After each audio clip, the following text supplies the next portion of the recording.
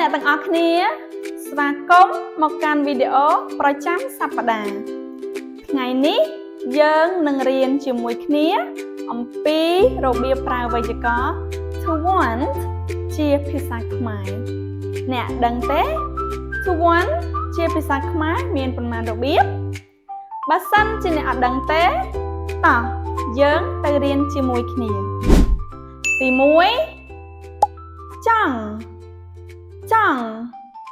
ចង់យើងប្រើនៅពេលយើងចង់ធ្វើ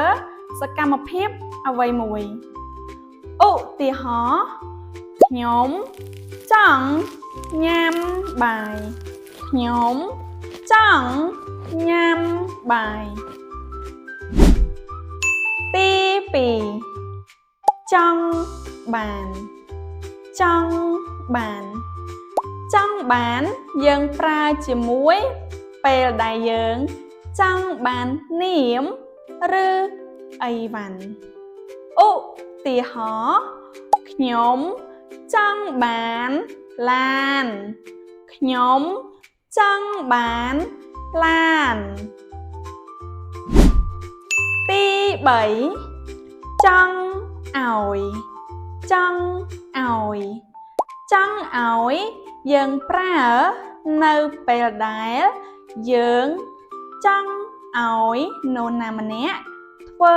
សកម្មភាពអ្វីមួយឧទាហរណ៍ខ្ញុំចង់ឲ្យគាត់រៀនខ្មែរខ្ញុំ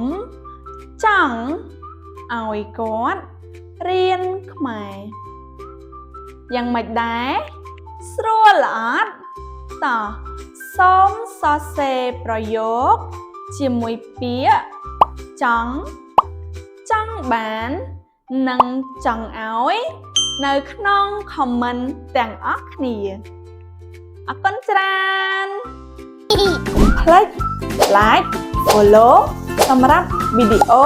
នៅសប្តាហ៍ក្រោយអរគុណច្រើនជម្រាបលាបាយបាយ